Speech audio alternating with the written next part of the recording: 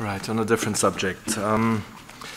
Pneumonic plague has been detected in several cities in Madagascar since August 2017. It's a form of plague that is highly transmissible and quickly causes death without treatment. Contrary to past outbreaks of plague, this one affects large urban areas, including the capital and port cities. The overall risk of further spread at national level is high. At the regional level, it's considered moderate due to frequent flights to neighboring Indian Ocean islands, and at the global level, it is considered low. WHO is rapidly scaling up its response to this outbreak of plague, which has spread again to the capital and urban areas, and from 1 August to 1 October has so far seen 133 cases and 24 deaths. 73 of these cases were pneumonic plague, and they have caused 17 deaths. Pneumonic plague can kill quickly, within 12 to 24 hours of disease onset if left untreated. But common antibiotics can effectively cure it if they are delivered early, so here is a small window of opportunity.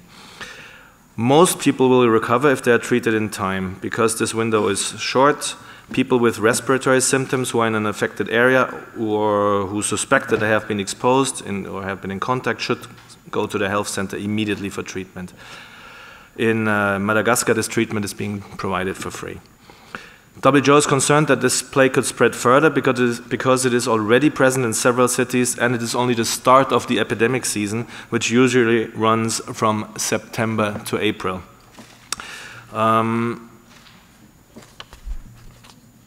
Antananarivo, for example, as a capital which is infected, has over 2 million inhabitants. And Tuamazina and Mahajanga, two other areas, are port towns. The risk of international spread at this point, again, is low. WHO advises against any restrictions on travel or trade on Madagascar. WHO teams are on the ground in Madagascar, providing technical guidance, conducting assessments, supporting disease surveillance, and engaging with the communities. We are doing right now everything we can to support the government's efforts, including in coordination. Further deployments are ongoing. WHO has released so far $450,000 in the emergency funds, as well as critical supplies to quickly scale up the operational efforts. WHO is appealing for $1.5 million to support the response.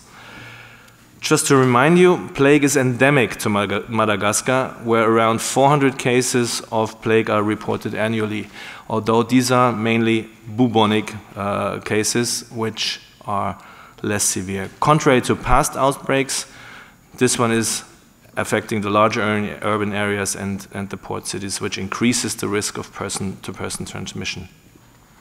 I'll leave it at that for now. Thank you. Yes, Nina. Why do you consider it a low risk for international spread? I mean, it's in port cities and... Because it is in the port cities, and these port cities are mainly contacting the immediate areas around, so Comoros, Mayotte, Seychelles.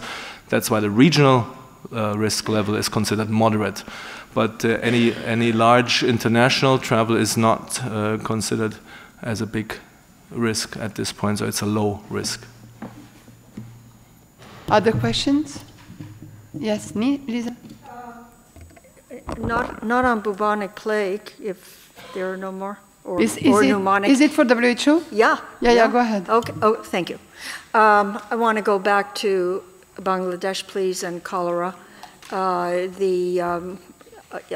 Checked it. WHO did announce that 900,000 oral cholera vaccines were being sent. Now, you said that you expect that they might be arriving on Friday. I don't know if you have a confirmation of that or not. And then are you gearing up, are you prepared to start a cholera vaccination campaign as soon as these vaccines arrive? And how many people do you plan to vaccinate? Because, it's a matter of how much dosage you have and how you will use it. Thank you. What? And how many people are you going to deploy to help with all of this? Yeah, okay, there you go. You're asking questions for other journalists now. We're I can see that. collaborating.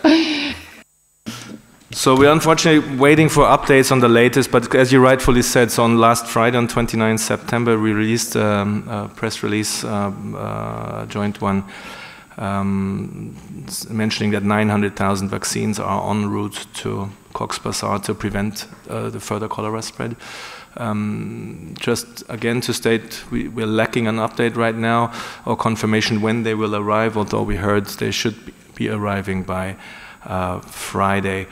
I don't have a number of staff figures who are now involved, but work is ongoing with all the partners on the ground. So this is not just a one campaign. So the campaigns that UNHCR mentioned in the camps and others are included in such efforts. How many people?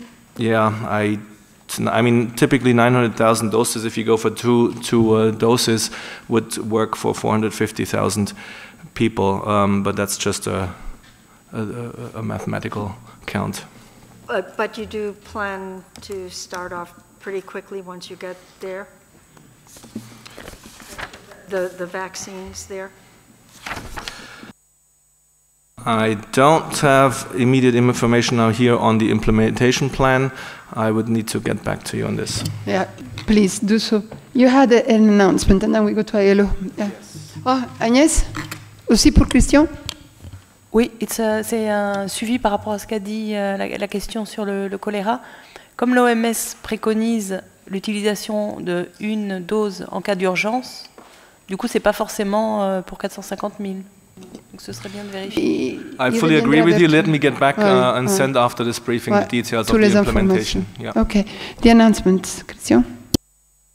Yes, finally the announcement which is for this afternoon's briefing on cholera, and where some of these details could be, of course, clarified as well. It's at 1:30 in this room.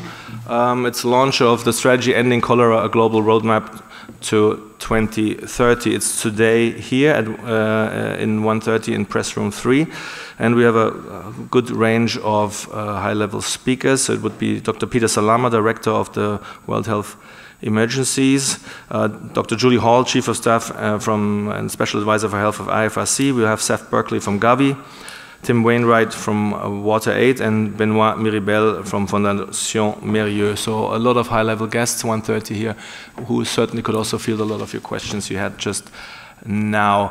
For all those who cannot physically attend here, there will also be a Facebook Live, as I understand. Thank you.